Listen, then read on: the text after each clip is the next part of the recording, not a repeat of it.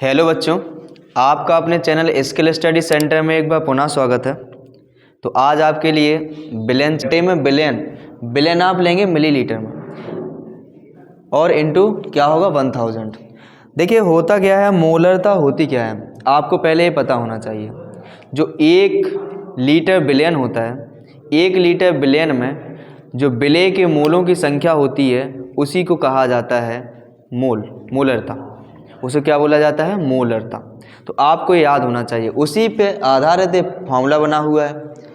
देखिए इसको जब मिलीलीटर को लीटर में बदला गया होगा तो 1000 से भाग लगाया गया होगा और वो 1000 ऊपर पहुंच जाता है। इसलिए डायरेक्ट फॉर्मूला बन जाता है बिले में मोलों की संख्या और बटे में बिलियन मिलीलीटर में लेंगे और इंटू 1000 हो जाएगा। आइए समझते हैं उसी से एक रिलेटेड एग्जाम्पल। यहाँ पर लिखा हुआ है 5.85 ग्राम सोडियम क्लोराइड को 200 मिलीलीटर जल में घोलने पर बिलियन की मोलरता क्या होगी। आपको पहले तो क्या निकालना होगा? अणुभार निकालना होगा। क्यों? क्योंकि जब अणुभार आप निकाल पाएंगे तभी तो आप बिले के मोलों की संख्या निकाल पाएंगे। क्योंकि मोलों की संख्या बराबर होता क्या है? मोलों की संख्या बराबर होता है जो द्रव्यमान होगा बटे में अणुभार। तो आप यहाँ देखेंगे सोडियम क्लोराइड को, तो यहाँ पर लिखेंगे NaCl। तो NaCl का अणुभार लिखेंगे आप। अणुभार क्या होगा? देखिए सोडियम का क्या होता है? परमाणु भार आपको लिखना होता है 23 होता है और क्लोरीन का कितना होता है? 35.5 होता है। आप इनको जोड़ेंगे 58.5 बनेगा। मात्रक होता है इसका ग्राम प्रति मोल, यानी 1 मोल में इतने ग्राम। आपको निकालना है मोलों की संख्या, तो आप लिखेंगे कि NaCl के मोलों की संख्या, NaCl के मोलों की संख्या यहाँ पर द्रव्यमान, मोलों की संख्या क्या होगी? द्रव्यमान किसका? NaCl का। कितना प्रयोग किया जा रहा है यहाँ पर? 5.85 ग्राम। अपॉन में अणुभार, अणुभार कितना आया? 58.5 ग्राम प्रति मोल। ये बना। यहाँ पर देखिए 2 अंक पर दशमलव, यहाँ 1 अंक पर दशमलव, दशमलव बराबर बनाइए तो 1 0 बढ़ा दीजिए, 2 अंक पर दशमलव, दशमलव हटा दीजिए। यहाँ पर आप 585 से कैंसिल करेंगे, इसको 10 बार में कटेगा, ग्राम से ग्राम कैंसिल कर दीजिए। यहाँ पर कितना बनेगा? 1/10 मोल बनेगा। यानी ये किसका मान आ गया है? NaCl के मोलों की संख्या का मान आ गया है 1/10 मोल। अब आपको इस फार्मूला में रख देना है और जब आप इसको फार्मूला में रखेंगे तो मोलरता का मान आएगा। चलिए देखिए रखते हैं। तो यहाँ पर लिखेंगे मोलरता। मोलरता बराबर, ये फार्मूला लिखा हुआ है बिले में मोलों की संख्या, तो बिले में मोलों की संख्या कितनी आई है? 1/10। आप लिखेंगे यहाँ 1/10 बटे में यहाँ पर बिलियन, तो बिलियन में देखिए क्या है, कितना है मिलीलीटर? 200 मिलीलीटर है, तो यहाँ पर लिखेंगे 200 मिलीलीटर। ओके, इंटू 1000 इतना बन जाएगा। 200 से आप इनको काट देंगे, कितना बनेगा? यहाँ पर 5 बार में कट जाएगा। इसके बाद 5/10 बनेगा और इससे भाग लगाओगे बनेगा 0.5 और ये बनेगा m मोलरता। इस तरीके से आप क्या निकाल सकते हैं? मोलरता निकाल सकते हैं। तो इसको पहले आप उतार लें या स्क्रीनशॉट ले लीजिए। देखिए तो इस पे जो नेक्स्ट क्वेश्चन है इसी पर आधारित है, इसी फॉर्मूला पर आधारित है। तो आइए समझते हैं किस तरीके से करेंगे। थोड़ा सा हटके है। लिखा हुआ है सल्फ्यूरिक अम्ल का 0.2 मोल बिलियन बनाने के लिए 250 मिलीलीटर जल में इस अम्ल के कितने ग्राम घुलने पड़ेंगे। मतलब हमें सल्फ्यूरिक अम्ल जो है कितने ग्राम लेना पड़ेगा ताकि वो बिलियन बन जाए।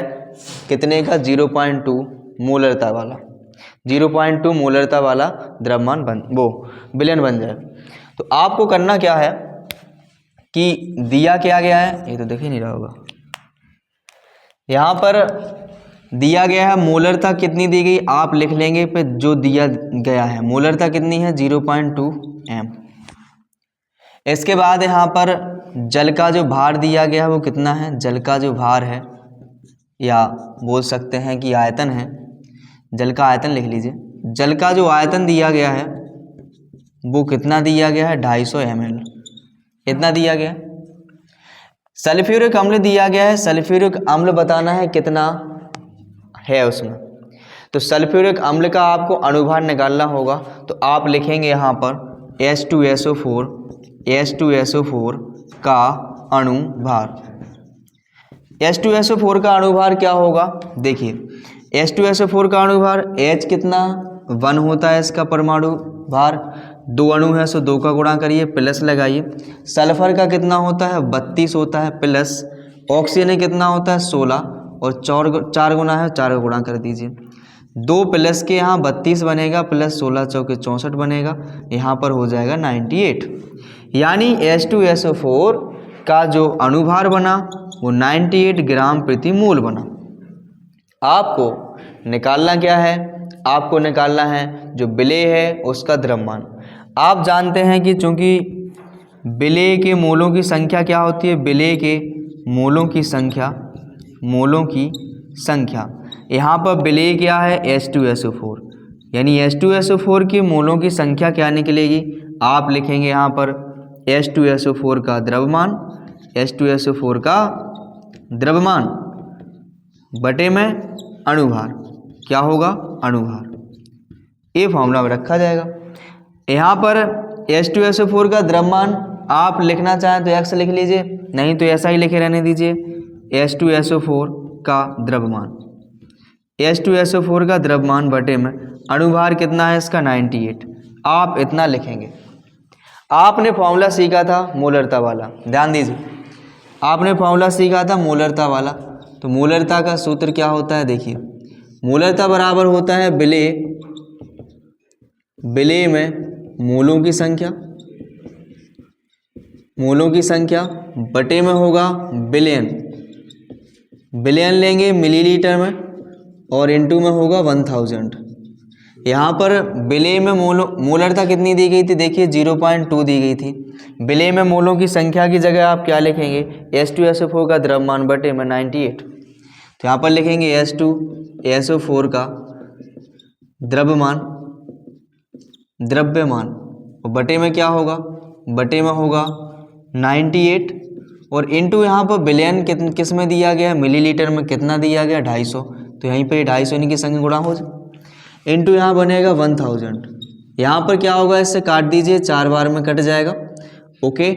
यहाँ 2 से काटिए और यहाँ कट जाएगा 49 बार में, 2 से 9 काट दीजिए, बन जाएगा 0.1 टाइम्स में, तो यहाँ पर बनेगा 0.1 इज इक्वस H2SO4 का द्रव्यमान, H2SO4 का द्रव्यमान और बटे में क्या होगा 49, मल्टीप्लाई कराइए इनका, तो बनेगा H2SO4 का द्रव्यमान, H2SO4 का द्रव्यमान बराबर कितना हो जाएगा, इनका मल्टीप्लाई कराइए 4.9 ग्राम, 4.9 ग्राम।